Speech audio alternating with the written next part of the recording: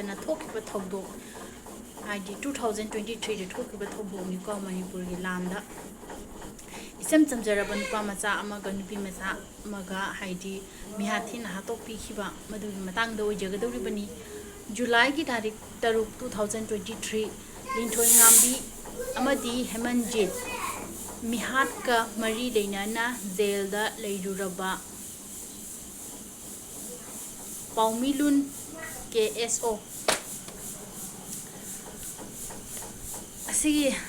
ꯃꯇꯥꯡꯗ ꯑꯣꯏꯒꯗꯧꯔꯤꯕ ꯚꯤꯗꯤꯑꯣꯅꯤ ꯑꯗꯣ ꯚꯤꯗꯤꯑꯣꯁꯦ ꯍꯥꯞꯆꯔꯛꯀꯦ ꯄꯥꯎꯁꯦ ꯃꯌꯦꯛ ꯁꯦꯡꯅ ꯇꯥꯃꯤ ꯖꯨꯂꯥꯏꯒꯤ ꯇꯥꯔꯤꯛ 6 2023ꯗ ꯂꯤꯟꯊꯣꯏꯉꯝꯕꯤ ꯑꯃꯁꯨꯡ ꯍꯦꯃꯟꯖꯤꯠꯄꯨ ꯀꯨꯀꯤ ꯇꯦꯔꯣꯔꯤꯁꯁꯤꯡꯅ ꯐꯥꯔꯕ ꯃꯇꯨꯡ ꯇꯝꯊꯤꯅ ꯑꯣꯠꯅꯩꯗꯨꯅ ꯍꯥꯠꯄꯗ ꯁꯦꯟꯅꯕꯅꯤ ꯍꯥꯏꯕ ꯖꯦꯜꯗ ꯂꯩꯔꯨꯔꯕ KSOꯒꯤ ꯁꯦꯀ꯭ꯔꯦꯇꯔꯤ ꯄꯣꯡꯃꯤꯂꯥꯟꯕꯨ LT ꯀꯣꯜ ꯃꯣꯟꯖꯧ ꯀꯧꯕ ꯌꯨꯇ꯭ꯌꯨꯕ ꯆꯦꯅꯦꯜ ꯑꯃꯗ ꯎꯅꯔꯨꯕꯗꯒꯤ ꯍꯥꯠꯀꯅꯤ ꯍꯥꯏꯕꯒꯤ ꯊ꯭ꯔꯦꯇꯟ ꯐꯥꯎꯕ ꯂꯥꯛꯈꯤ ꯑꯃꯁꯨꯡ ꯏꯟꯇꯔꯚ꯭ꯌꯨ ꯑꯗꯨꯗ ꯄꯣꯡꯃꯤꯂꯥꯟꯅ ꯃꯇꯧ ꯀꯔꯝꯅ ꯂꯤꯟꯊꯣꯏꯉꯝꯕꯤ ꯑꯃꯁꯨꯡ ꯍꯦꯃꯟꯖꯤꯠ ꯐꯥꯈꯤ ꯍꯥꯏꯕꯒꯤ ꯋꯥꯔꯤꯁꯤꯡ ꯑꯗꯨ ꯏꯟꯇꯔꯚ꯭ꯌꯨ ꯑꯗꯨꯗ ꯐꯣꯡꯗꯣꯛꯂꯤ Amasan isi YouTube channel na dong zong se na bolon ki bai tunia kai no repeating hile Mr. Paumin Lul Hauki alais boy pu hahin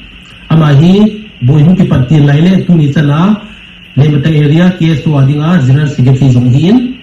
6 July 2023 ni khwa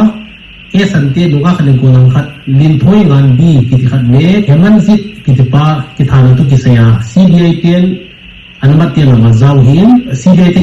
wafumsing adudi Pongmilan Hawkif Secretary KSO Laimata area da mahakna phongdokpagi matung inna Linthoingambi amasung Hemanjit lan matam irang kallingai da koibala khi aduga kuki gi bunker manakta leiba pakumba amada photo kaptuna leramba theknaki maduda kuki village volunteer singna farga maitai khulai paiba singi spyra haina singnaduna wahung pahung tawki aduga phone sumullaga sek tawkhirame adubu hairiba ani adu isam samba angang ngakta oirame adumaina tawringaida kuki militant khara gypsy amada laklaga puraga chatki hairi madugi makha taba pawdi mahak khangdre haina phongdokli Pongmilan Hawkif sahi ani tha ahum jail da leiruraga hojikti bail da thorakre interview lauriba mon jauda death threat lakre hairi farba mioising adudi Tiger Negin hairiba misak asina main accused oibani hairiba misak asina Linthoingambi amasung Hemanjit ki phone adu pairambadagi mahakpu kidnap amasung murder charge pikhi ani subada Tiger Negin gi nupini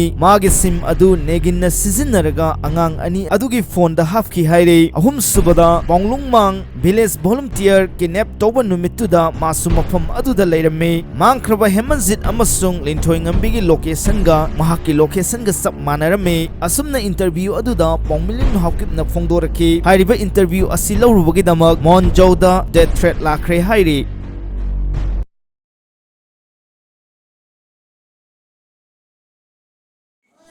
chahi kya leiraga no jong asengba mayam khangnare ibase si yam nungai thaba thokna ado asengbadi asi angang ni sigi kari maran leiramde haiyeba ko photo kaplingai da makoi ni koiba lakku matamda photo kaplingai da kuki terrorist singsina hadi matam char haiduna mafam matam chare haiduna makoi ni bu phabi pumbiduna otneiraba matungda mihathina hatokpibani mayam adubu aigi isa issue da thokpa matamdadi sigi chaina khonse phaungi haibase khangbiyu ko aduna yam sathina nungai jade mayam hanagi thokraba thokok kaya singse huji kana asengba punama puthokna rai asengba khanglaba matungda nongma natre nongmadi asengba haibase khangak dori mya